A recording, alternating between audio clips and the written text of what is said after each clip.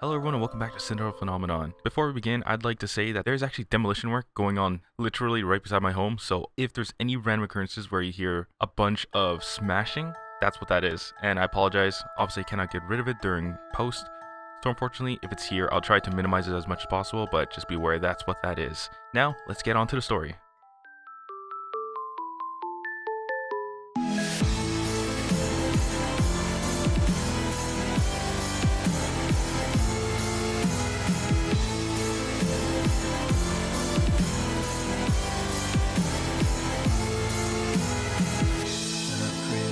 Lives in a monochrome world, working from the side through her lonely eyes. It reflects the ocean and stars, but her cry echoes around the simple loss of love in her heart, making this whole fairy tale alive. Within sorrow's tender embrace, this was never meant to happen.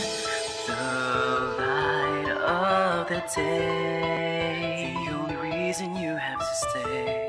Hear me sing my song and just keep holding on. Cinderella, why don't you stay with me tonight? We will dance until midnight comes and we could run away. Oh, we will never ever be apart. Set aside all your fears, this magic lives inside your heart. I am here, would you wanna stay with me tonight? Follow me, we will run across the bridge of fantasy. Oh, all the pain and sadness that you feel, believe in me, hold me close, don't never let me go. Come and stay with me forever. The magic lives so long as I am here.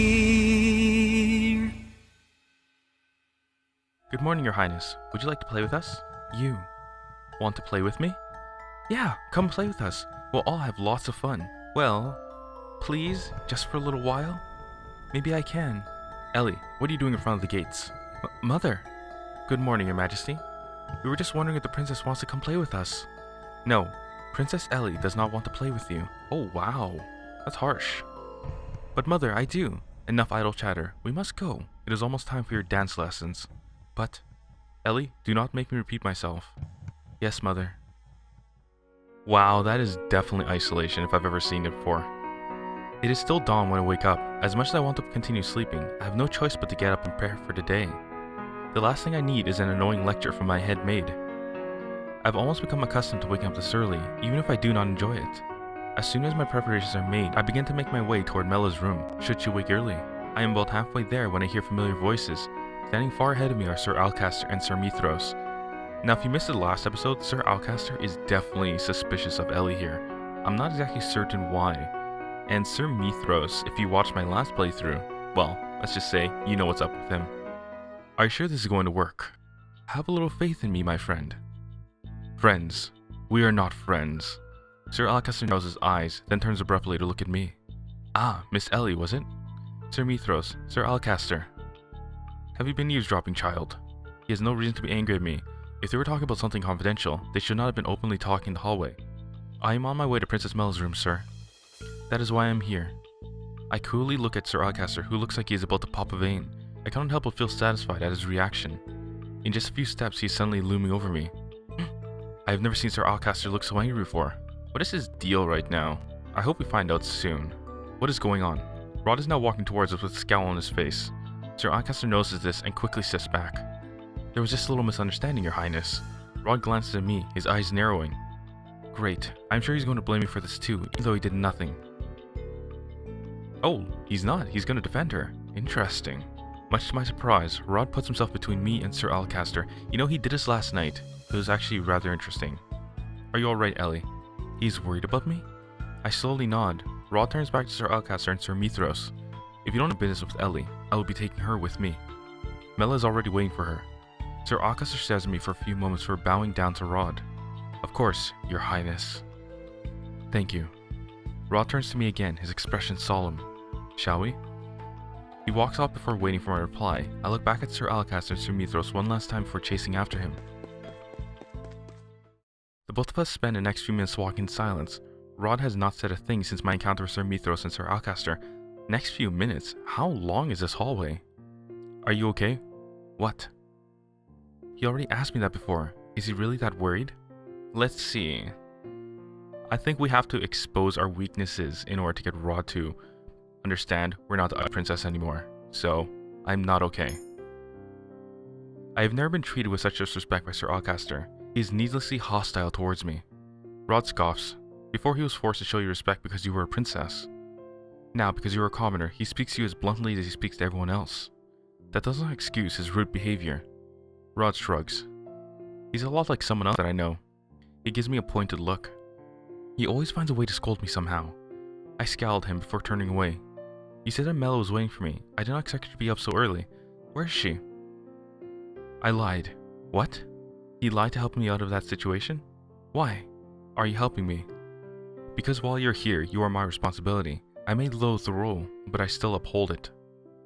Besides, you don't need a reason to help someone in need. Help someone in need. I remember Parfait and Delora telling me before that being good often involves helping others who are in need. Now that I've helped you, I'll be taking my leave now. I have fencing lessons to attend. Rod starts to walk off, but then stops and turns back to me. Don't get yourself into more trouble. I won't be there all the time to save you. I glared at him across my arms. I am not some damsel in distress, your highness. I do not need your help. Rod snores for turning away from me and walking away. Okay, we definitely did not pick the right choice. Later that day, I watched Mela finish her etiquette lessons. I can tell that the teacher is impressed with her progress. Mela is able to correctly name all the glasses and cutlery. She is not so slow a learner. I come here earlier in the day to better teach Mela about proper dining etiquette. It turns out that my lessons were valuable. I am glad that you have been diligent with the studies. No doubt you'll be ready for the ball soon. Mela smiles, her cheeks turning pink. Thank you. I won't have done it with the help of a friend. Mela glances at me briefly and smiles gently. I really owe her a lot. That is wonderful. I'm so glad you have such a dedicated friend, your highness. Friend? Is that really what I am to her? But princesses do not have maids as friends. A royal does not mingle with commoners, especially not with servants. Mother told me that before. Mela does not treat me as a maid, but she cannot possibly think of me as a friend. After her teacher gives Mela several books to study for their next lesson, she ends the lesson and excuses herself. Mela approaches me and grasps my hand. Thank you so much, Elly. I wouldn't have passed without your help. All I did was repeat the things your teacher taught you. But you're different. I raised an eyebrow at her. Different? I tend to get nervous in my lessons. My teachers are strict and intimidating. I cave beneath the pressure. But with you, well, I feel more comfortable around you. It's probably because we're almost the same age and our lessons feel more casual. Oh, so we're around the same age, eh? So thank you. I am very grateful to you. She looks down to the ground shyly.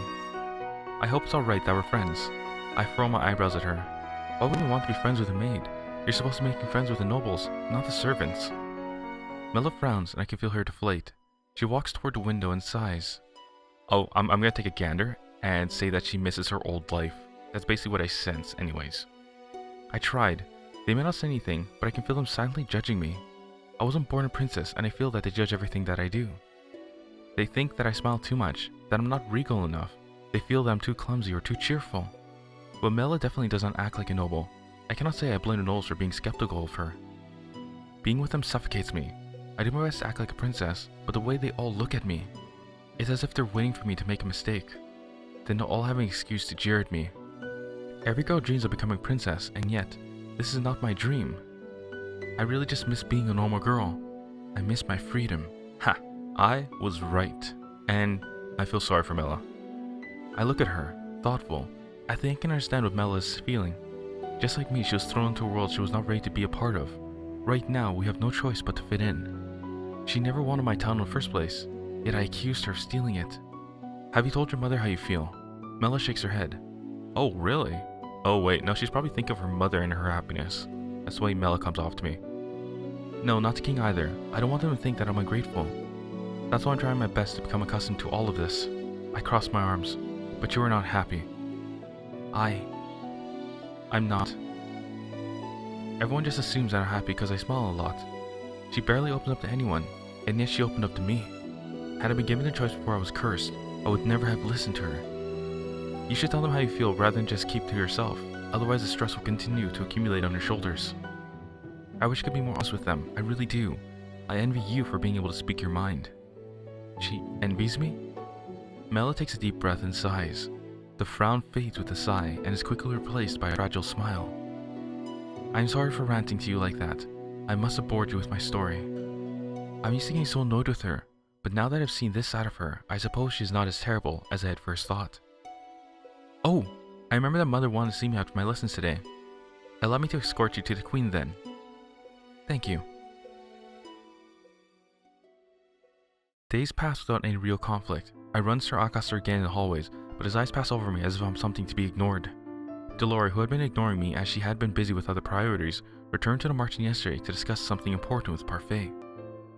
It is not as if she's been any help since she came here. She most certainly stays in my room while I run around doing errands for Mela and taking on the other chores as they are handed to me. Right now I am headed to the palace gates as I hurry to meet Mela. She's going out of town to meet Viorica again, and I was told to meet her there. Elly, it's Fritz. It's actually been a while since we last seen him.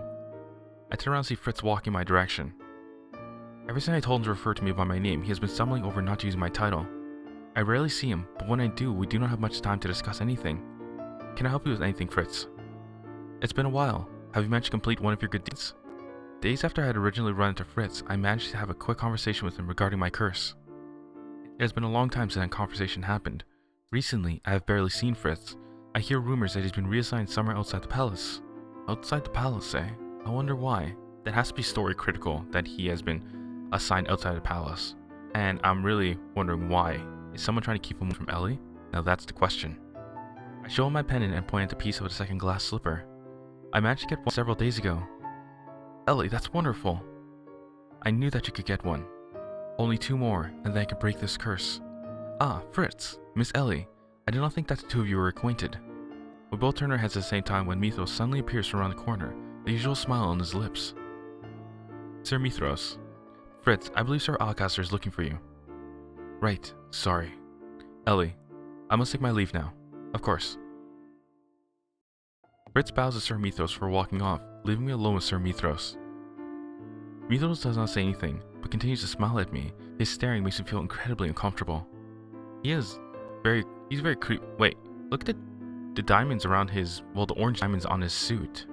Does that not look like the Ten of Brown?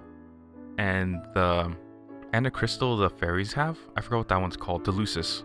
Yeah, the Lucis and the Ten of Brown. It's interesting. Okay, let's get off of that subject. Is there something on my face? Excuse me. I curtsy and start to walk off when Sir Mythros calls my name. Elly. Yes? I just wanted to thank you for your hard work and dedication to our princess.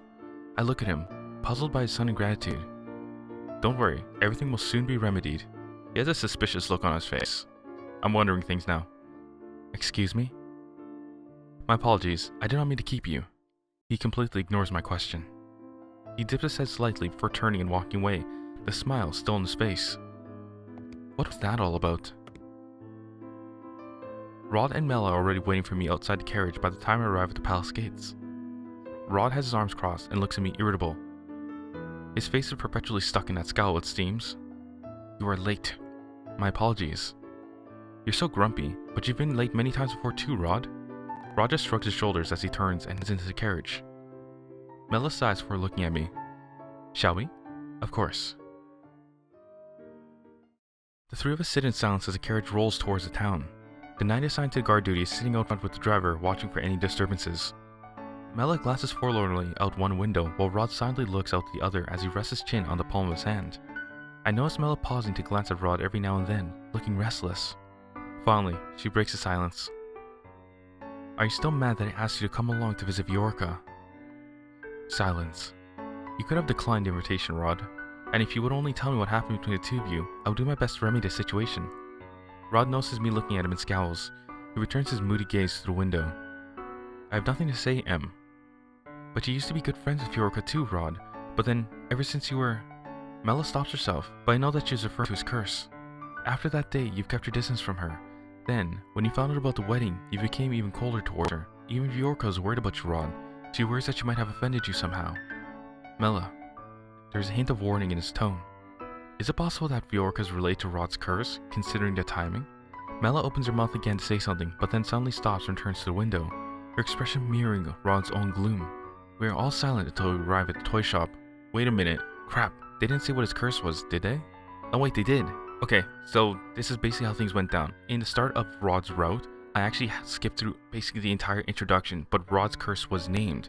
He has the mermaid curse. I completely forgot about that, so I've been avoiding talking about that, but now that I remember, we can talk about it. So, since Rod has a mermaid's curse, and Princess Ariel's curse was basically to tell the person who she loved that she loved them and have that person return the love back, does that mean Rod has to actually specifically tell Viorica that he loves her, and she has to specifically tell him she loves him in order for his curse to be broken? But because she's getting married, and he supposedly loves her, based off his reactions to her wedding, does that mean he's refusing to do that so that she stays happy and marries that other person instead of Rod, so that she can stay happy and Rod can stay in his moody, gloomy self? Is that the case? Because I suspect that's the case. And I guess we'll find that out probably near the end, maybe like the second last or the final episode. So definitely make sure to stay tuned for the conclusion of this route. We are all silent until we arrive at the toy shop. Mela, good to see you again. And you too. Elly, was it? I nod in acknowledgement. Viorica nods politely to the knight who stands guard at the shop door. It's just the two of you today? Mela and I both turn around only to see that Rod has indeed vanished. Mela frowns, looking both bewildered and disappointed. He was right behind us. I will go look for him. Thank you, Elly. Just as expected, Ron is leaning against the wall of an alley just outside the toy shop. This is where we found him last time. Silence. Talk to him or stay with him. Okay, so he definitely does not want to be talked to right now. So, you know what? We're not going to pester him. We're going to stay with him. I can tell by Rod's stiff posture and anything I say to him will fall on deaf ears, so I move to stand next to him instead. I lean against the wall with him. What are you doing? Keeping you company. Rod raises an eyebrow at me. Since when have you even liked my company? Well, I'd rather be here than stay inside the toy shop and listen to Mel and Viorica talk. So you're not here to try and get me to talk? Well, it's not as if you would answer any of my questions. I've tried forcing you to talk and know how ineffective it is. But I will be here if you do want to talk. Rod eyes me suspiciously. Come on, right choice, indicator, pop up. Since when did you start listening to the others? Yes! Alright, so happy. When you are the personal mate of someone who enjoys talking, you learn to listen. Silence. Mela has been happier these past few months. I hate to admit it, but it seems to be because of you. Are you actually praising me? Rod looks away, his cheeks tinted pink. Dude, did I really make you blush? Think whatever you like. I do not know why, but for some reason I am happy that Rod gave me a compliment. Oh, it's beginning already. Elly, you're falling in love already. Wow. Actually, wait, no, we're already like halfway through the game, I think. It seems appropriate. Princess Elly. Rod and I turn at the sound of a familiar voice. Waltz pauses in front of us with a bright smile. Hey, it's Waltzy Poo. It's nice to see you again, Princess. Waltz, what are you doing here? Well, I was about to deliver a letter to the prince, but I guess that won't be necessary anymore. A letter? Is Lady Parfait asking for me? Not just you, she wants to see the princess as well. Me? It has been a while since I was last at the Marchen. Is something wrong? They need to discuss something important with the princess. Come to the Marchen tonight. Tonight, but we're already here, so why not now? Waltz's eyes shift to her carriage. You are here with Princess Mela, yes? You can't make her wait too long. What they need to discuss with you is complicated and will take some time to explain. The toy shop door opens and Mela stands in the doorway as she says her goodbyes to Viorica. Remember, tonight. These are Waltz's last words before he slips back into the crowd. Okay, things might be heating up now. Mela's visit with Viorica was briefer than I thought it would be. Now all of us are headed back to the palace. Rod has not uttered a word on the way back. I can tell that this is making Mela agitated, as she continues to keep glancing at Rod expectantly. If you have something to say it. Mela stares at me. You obviously want to say something to Prince Rod. The only way to get your answers is to ask him directly.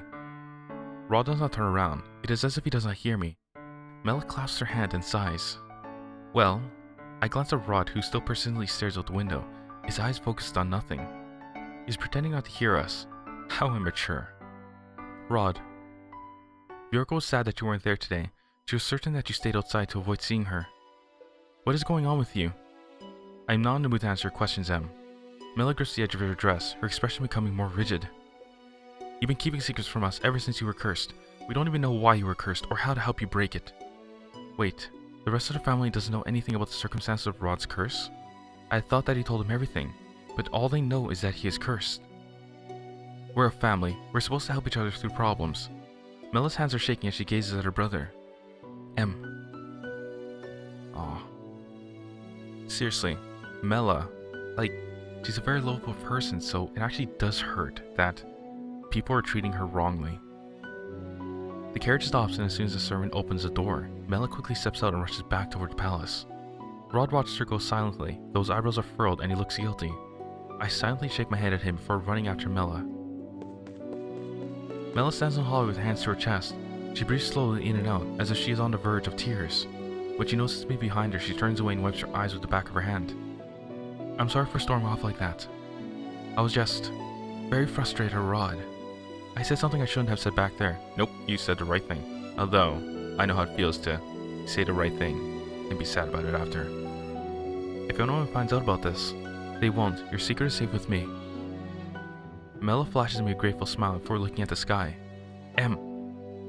One moment Rod is running down the hallway, the next he is stopped in front of us and is trying to catch his breath. Em, I'm sorry. I'm sorry too, Rod, but right now I would like to be alone. Silence. Of course. I'm sorry, Ellie, but could you leave me for now? She doesn't even wait for my answer for walking away, leaving me alone with Rod. You made her cry, Rod. I am fully aware of that. Why are you hiding your curse from your family? You wouldn't understand. I'm doing this to protect them. Protect them? What?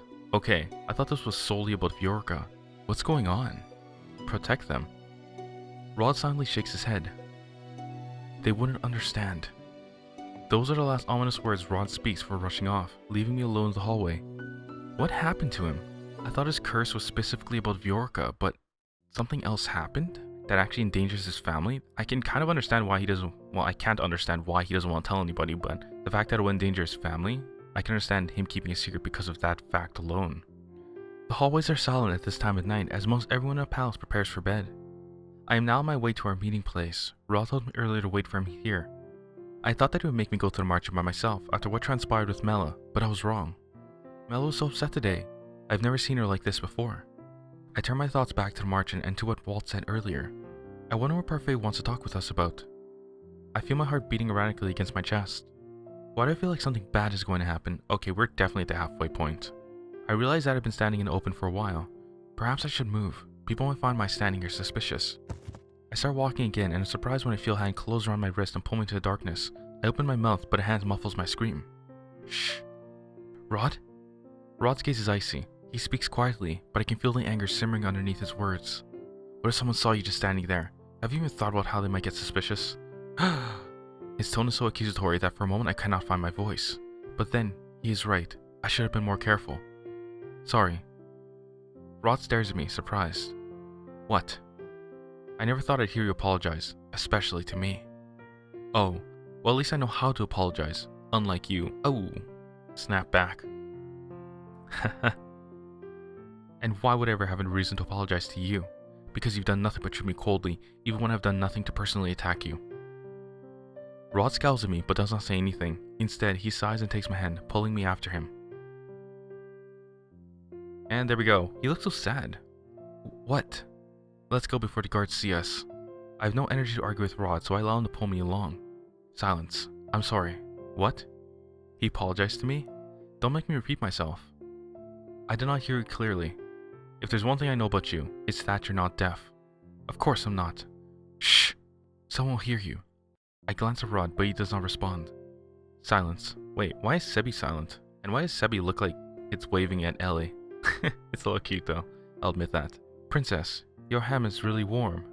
Wait. Okay, Sebi's supposed to speak for Rod, but does Sebi actually speak Rod's inner thoughts? Because I don't know all the info about Sebi, so that's my guess, considering you just told Ellie that her hand is warm. Oh, maybe it's true. Rod freezes in place and glares at Sebi, who seems to be shrugging. Your thoughts are too loud, Rod. Oh, it is. Sebi speaks Rod's inner thoughts. Nice. Through the dim lights, I can actually feel a faint blush on Rod's cheeks. You are blushing. Haha, I am not. He lets go of my hand and starts to walk towards the secret passage with me trailing behind him. We look around to make sure no one is inside before we both slip inside. I follow closely behind Rod in silence. My eyes move upward to the little bunny plush hanging on his shoulder. Sebi, I've been wondering, have you ever talked with Rod's family as yourself? Rod suddenly stops and scowls over his shoulder at me. What? I'm asking Sebi, not you. No, I don't, Princess. Rod doesn't want me to talk with others since he thinks that I might say something unnecessary. So much for that. You still speak even when it's unnecessary. In a dim lighting of the tunnel, I think I can see a faint pink in Rod's cheeks, but it's probably a trick of the strange light. Rod is right. Sebi has blurred out his thoughts more than a number of times. Okay, I think we gotta be on Team Rod instead of Team Sebi, so we're gonna say Sebi has not been doing a great job. Sebi sighs. How can I not when Rod hears thinking too loudly? It makes my head ache. You get headaches? That's not the point. The point is that when he thinks on something too long, his head becomes cloudy and really full, like it's going to explode. That's why I got to explain for him. He's not good at expressing his thoughts, so I... Nice. It was right choice. Excellent. Being on Team Rod always works. Rod cuts Sebi off by pinching his cheek. Ow, ow, ow. Okay, I'll stop talking now. Rod sighs and continues walking. Rod, have you spoken with Mela since that earlier incident? No. As much as I want to ask him again about his curse, I doubt that he will divulge anything right now. I decide to keep my thoughts to myself as we head for the Marchen. When we arrive at the Marchen, Parfait and Delora are there to welcome us. The others, however, are nowhere in sight. Ah, it's been a while, Princess. Thank you for bringing her here safely, Prince Rod. Where is everyone? They're all resting in their rooms now. It wasn't necessary that they be here for what Delora and I want to discuss with you. I will be staying in the tavern then. Rod is about to head for a tavern when Delora stops him. You don't have to leave. What we're going to say involves you too since you're staying at the palace as well. Rod looks at her curiously, but asks no question. Parfait and Delora gesture us over to the settee, where we all take our seats. This is something Rod and I must know because we're in the palace?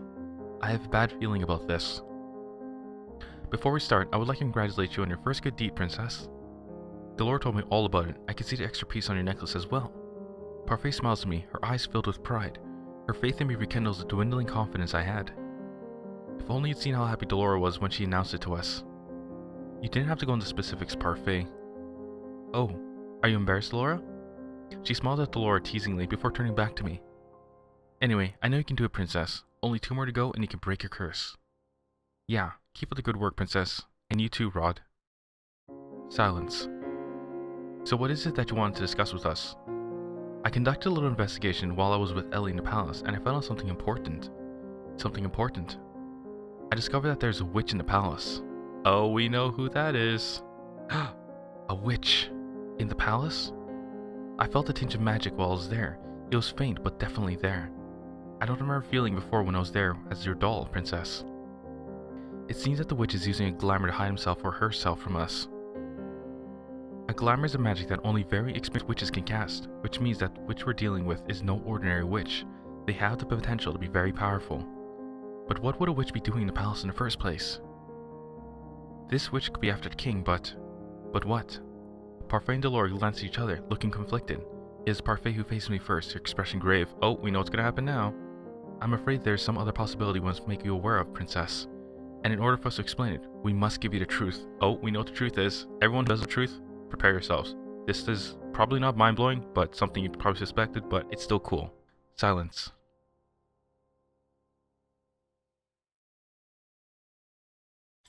What? Hey! I'm sorry, everyone. I'm sorry, everyone. I thought they were going to explain it before the chapter ended. I guess you're all going to have to wait until the next episode. Millions of apologies. Millions and millions and millions of apologies, because it's actually a pretty cool truth. So definitely make sure you come back for the next episode to hear it. And it looks like it's going to be in the beginning of the episode. Alright, everyone, so if you've been enjoying yourselves here in Cinderella Phenomenon, then go ahead and click that subscribe button and the notification bell to be notified when the next episode comes out. And if you have any suggestions for any visual novels you'd like to see me read, then go ahead and leave them in the comments or put them in the discussion tabs. I'll definitely check it out there. And of course, definitely make sure you come back for the next episode. The truth they're about to tell us will blow your minds because it is that awesome. So I'll see you all in chapter 6. Have yourselves a great day.